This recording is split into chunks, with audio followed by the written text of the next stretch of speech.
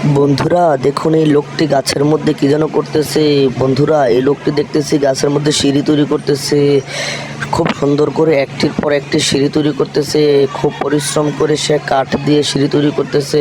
সে সুন্দর করে গাছের ডালপালা ছাঁটাই করতেছে। বন্ধুরা, এই লোকটি গাছটিকে একটি বাড়িতে পরিণত করতে চায়, তাই সে সুন্দর করে কাঠ দিয়ে গাছের মধ্যে সিঁড়ি তৈরি করতেছে এবং গাছের ডালপালা কেটে সে গাছের ডালপালা কেটে উপরে মাচা তৈরি করে ফেলেছে।